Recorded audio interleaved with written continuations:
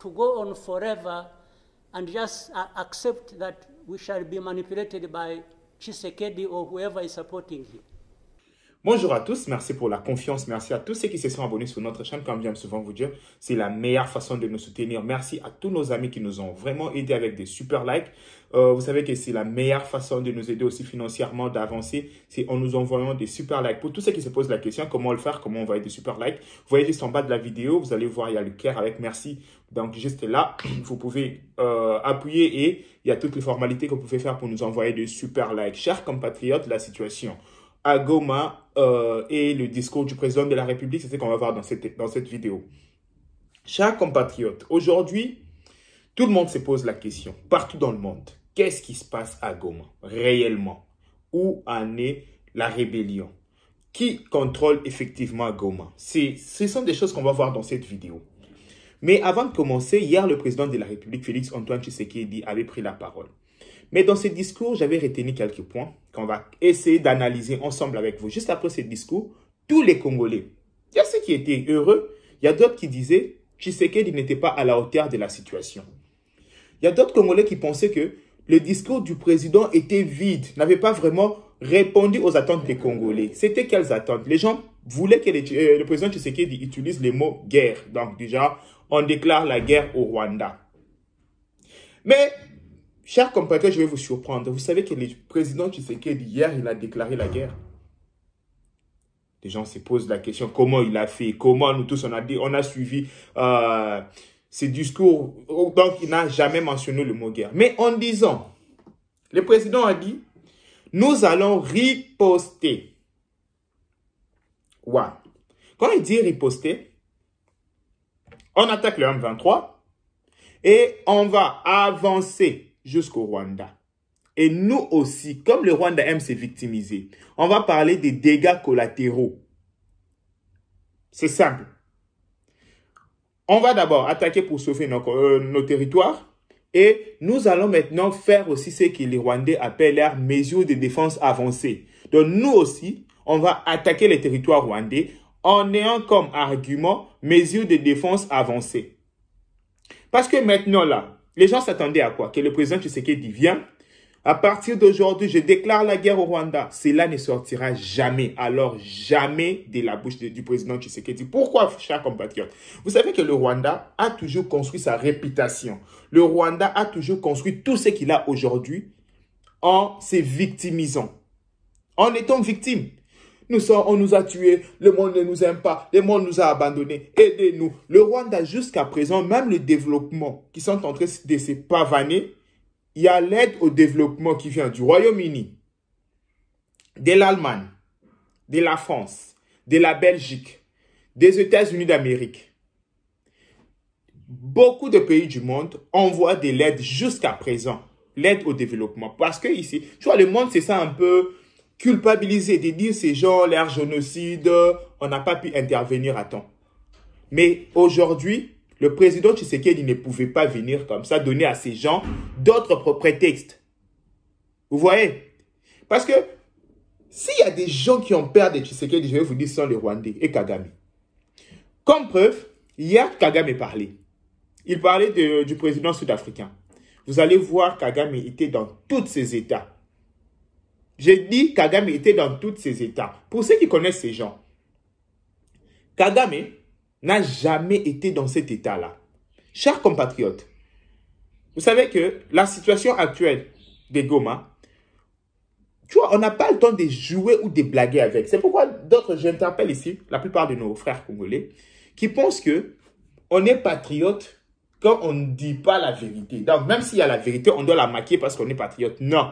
La situation de Goma nous demande tous d'être lucides et sincères envers nous-mêmes. Parce que si on commence à nous cacher des choses, on ne saura pas comment finir cette guerre. Hier, le président de la République a déclaré la guerre contre le Rwanda.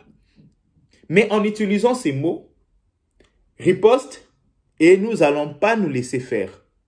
C'est déjà la déclaration de guerre. Pour ceux qui comprennent, je ne parle pas de toutes ces chroniqueurs musicales qui ont commencé aussi, des chroniques politiques. Je parle des vrais Congolais.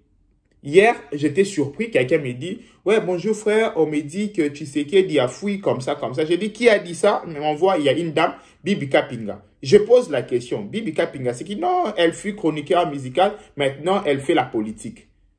J'ai dit, elle fait la politique. Oui, Tshisekedi a fui en Angola. Hier, qui a fait le discours? Et j'ai posé la question. Toutes ces gens qui viennent parler de la politique aujourd'hui, je lui ai posé la question. Est-ce que cette dame-là connaît les jeudis serveurs?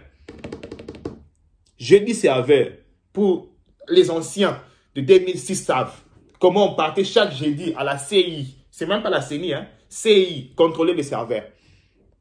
C'est le moment où on a commencé à faire toutes ces choses-là. Jeudi serveur. Pour les anciens, ils savent. Est-ce que cette dame-là connaît l'accord de cascade? Vous voyez un peu. Donc, aujourd'hui, tout le monde se permet de venir dire n'importe quoi. Pourquoi? Parce que, Dieu merci, la technologie nous a aidés. On peut placer la caméra, on peut dire n'importe quoi. Et orienter la masse comme on veut. Ce n'est pas bien. Et, chers Congolais, ne donnez pas du crédit à ces gens-là. Ici, qu'est-ce qui se passe? L'Afrique du Sud et le Rwanda. Je ne sais pas si hier vous avez vu. Le président sud-africain a d'abord déploré la mort de ces 13 militaires qui sont morts en cadre de Samidi Diarsi. Et il a dit, les terroristes du M23, soutenus par le Rwanda, causent beaucoup de tort aux Congolais. Dit que Kagame ne veut pas qu'on associe ces militaires au terrorisme. Kagame va répondre au président sud-africain. En ligne, hein? Je vous dis, c'est sur des tweets. Donc, le président sud-africain va tweeter, Kagame va répondre.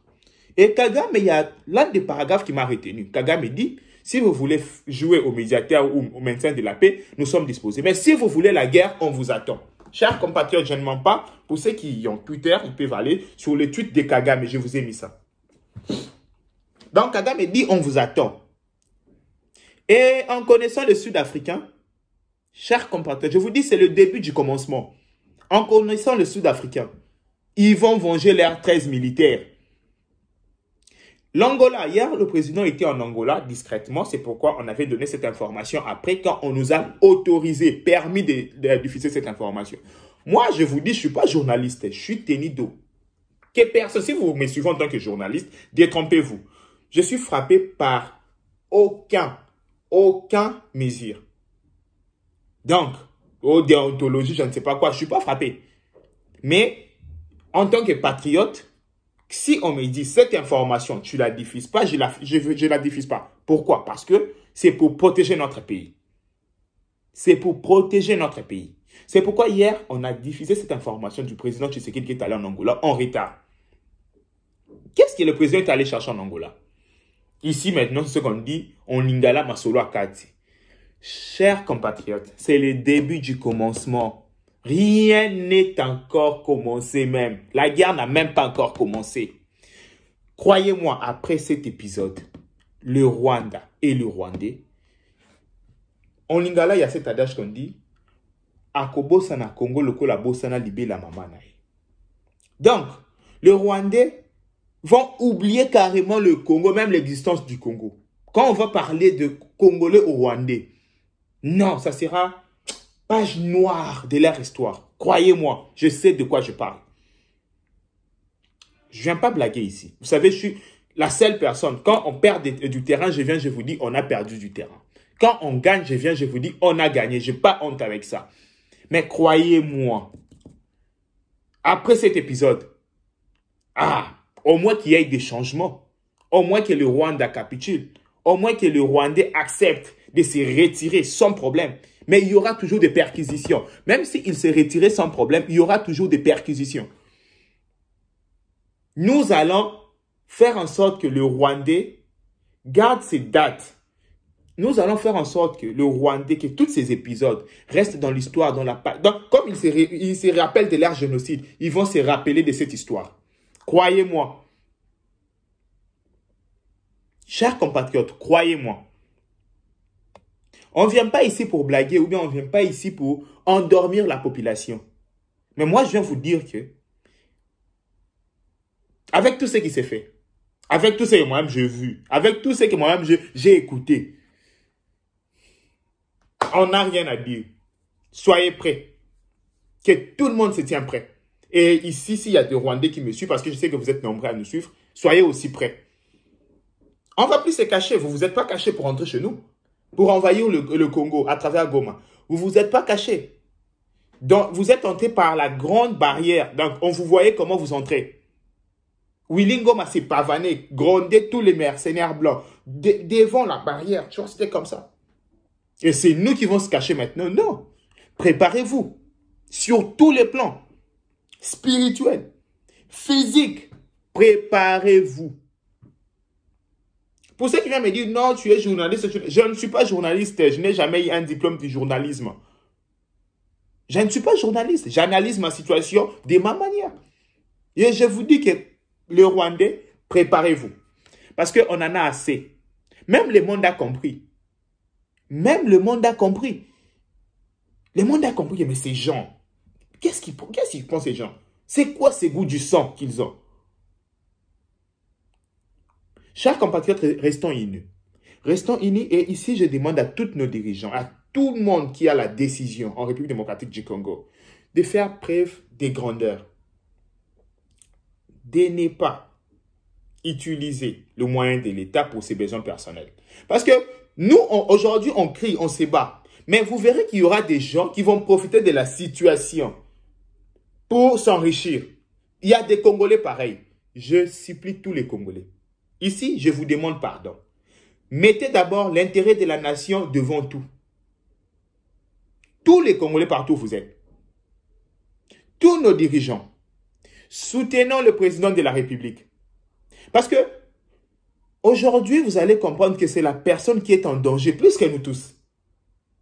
Ils savent qu'aujourd'hui, déstabiliser Félix Tshisekedi, c'est déstabiliser la République démocratique du Congo à son entièreté. C'est pourquoi nous, Congolais, nous devons lui protéger. Nous, Congolais, nous devons lui soutenir. Si aujourd'hui il n'a pas de soutien, ça sera même difficile pour qu'il se lance dans toutes ces voies-là. On est obligé, on est tenu à soutenir cet homme. Nous devons lui soutenir. Nous devons lui donner notre force. Oui, il y a la facture. Oui, il y a des choses à se dire. Mais qu'on foute d'abord l'ennemi dehors et on va se dire toutes ces choses-là. Oui, il y aura des remaniements. Oui, on va poser des questions. Qui a fait quoi? Mais avant d'en arriver là, foutons d'abord l'ennemi dehors et nous allons en discuter entre Congolais. Parce qu'aujourd'hui, si nous donnons la place aux Rwandais pour dire, ok, il y a des Rwandais, mais nous-mêmes d'abord, qui a fait quoi? On commence à se disputer. L'ennemi va utiliser toutes ces discussions pour, tu vois, trouver au moins quelque chose à dire à la face du monde pour dire que ce n'est pas un problème rwandais, c'est un problème congolais. Kagame l'a dit. For the last 2 days, on Monday and today this morning, I spoke with the president of South Africa who sought me out to speak with me on this matter because of their involvement in Eastern Congo. And he's also there pretending to be playing a peacemaker role. And he has a force that has been fighting alongside FDLR and has been fighting the M23 on the instructions of Tshisekedi because these are people who are not supposed to be in Congo, that these are from Rwanda, or the M23 are not Rwandans, please.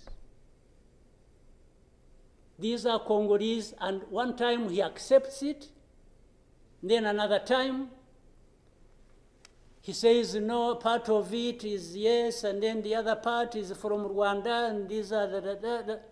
He keeps on going. And how do we, leaders of our own countries, accept this to go on forever and just accept that we shall be manipulated by Tshisekedi or whoever is supporting him?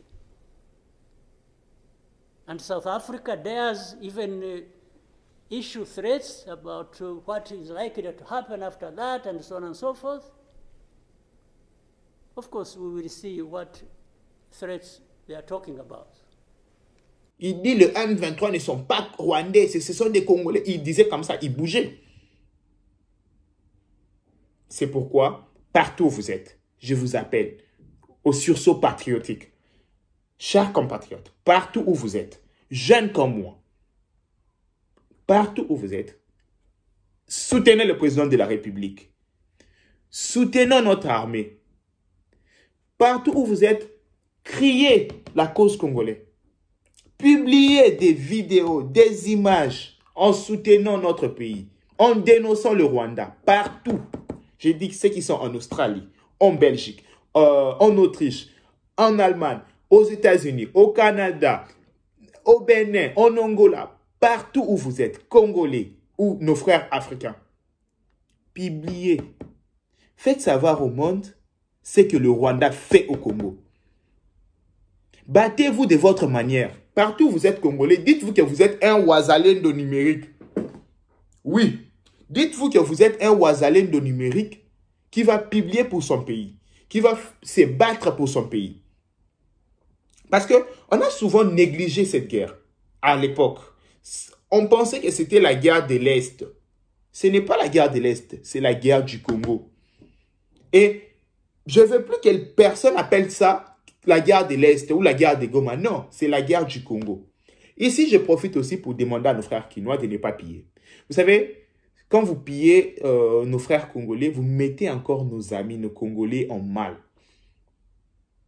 Parce que quelqu'un qui s'est battu pendant des années pour créer son entreprise ou créer quelque chose, vous savez comment la vie est difficile à Kinshasa, commencer à piller, ce n'est pas bien. Ce n'est pas bien. Arrêtez, arrêtez. Je vous en supplie. Mais c'est pour ceux qui restent. Si ça appartient aux Rwandais, moi, je vous encourage carrément. Oui, je vous encourage carrément. Voilà, si ça peut nuire aux Rwandais, pourquoi pas? Ça sera une bonne chose. Merci beaucoup. Je vous laisse ici. On se vous revoit le soir pour parler encore de problèmes congolais.